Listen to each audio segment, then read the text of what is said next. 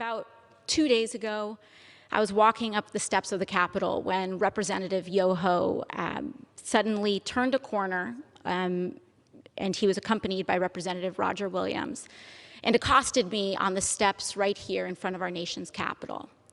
I was minding my own business, walking up the steps, and Representative Yoho put his finger in my face. He called me disgusting. He called me crazy. He called me out of my mind. And he called me dangerous. And then he took a few more steps, and after I had recognized his comments as rude, he walked away and said, "I'm rude. You're calling me rude." I took a few steps ahead, and I walked inside and cast my vote, because my constituents send me here each and every day to fight for them and to make sure that they are able to keep a roof over their head, that they're able to feed their families, and that they're able to carry their lives with dignity. I walked back out, and there were reporters in the front of the Capitol, and in front of reporters, Representative Yoho called me, and I quote, "a fucking bitch." These are the words that Representative Yoho levied against a congresswoman, the congresswoman that not only represents New York's 14th congressional district, but every congresswoman and every woman in this country, because all of us have had to deal with this in some form, some way, some shape, at some point in our lives. And I want to be clear that Representative Yoho's comments were not deeply hurtful or piercing to me, because I have worked a working class job. I have waited tables in restaurants. I have ridden the subway. I have walked the streets in New York City. And this kind of language is not new.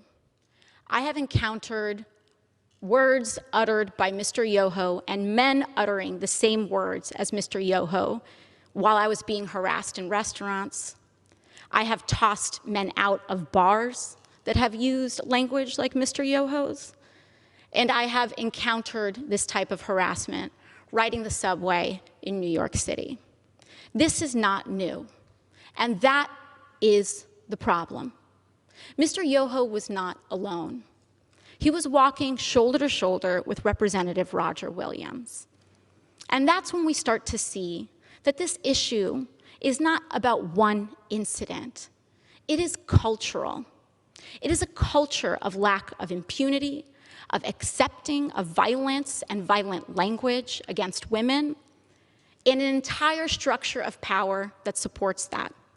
Because not only have I been spoken to disrespectfully, particularly by members of the Republican Party and elected officials in the Republican Party, not just here, but the President of the United States last year told me to go home to another country, with the implication that I don't even belong in America.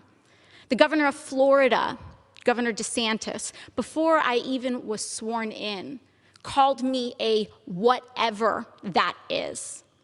Dehumanizing language is not new.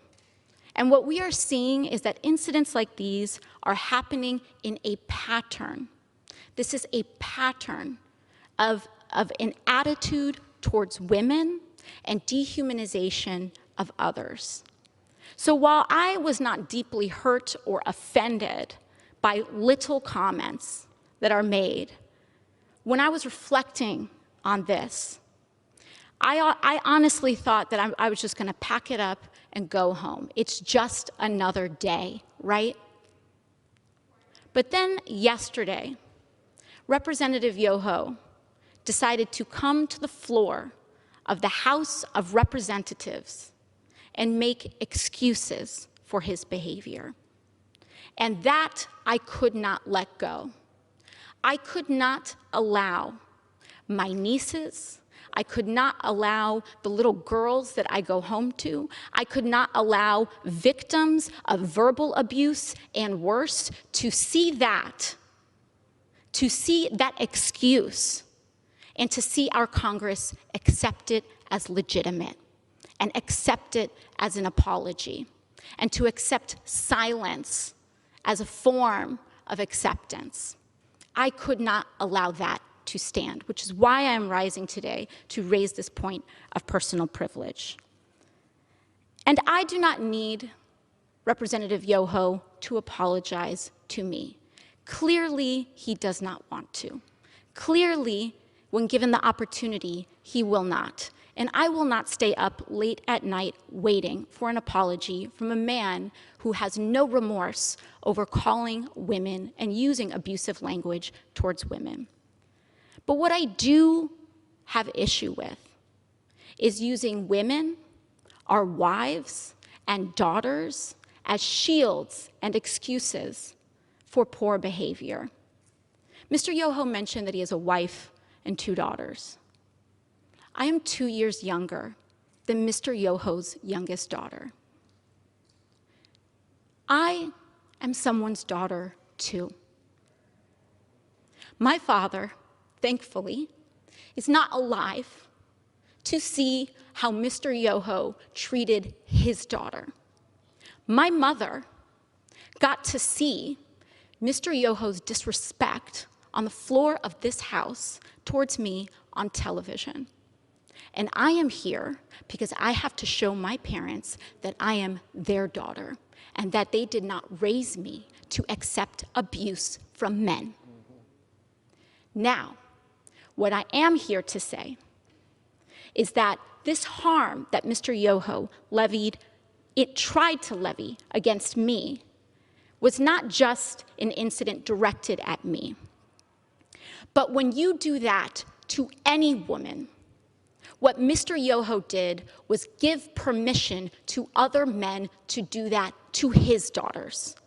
In using that language in front of the press, he gave permission to use that language against his wife, his daughters, women in his community. And I am here to stand up to say that is not acceptable. I do not care what your views are.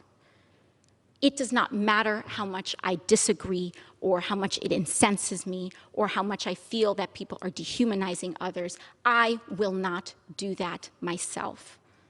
I will not allow people to change and create hatred in our hearts. And so what I believe is that having a daughter does not make a man decent. Having a wife does not make a decent man. Treating people with dignity and respect makes a decent man.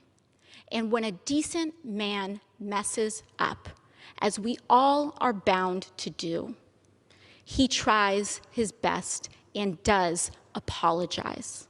Not to save face, not to win a vote. He apologizes genuinely to repair and acknowledge the harm done so that we can all move on. Lastly, what I want to express to Mr. Yoho is gratitude.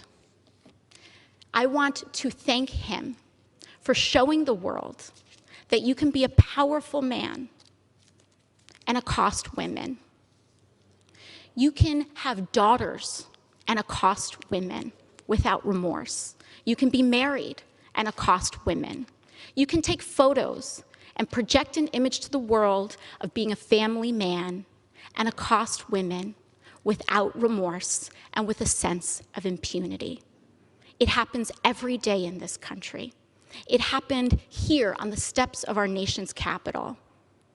It happens when individuals who hold the highest office in this land admit to hurting women and using this language against all of us. But once again, I thank my colleagues for joining us today.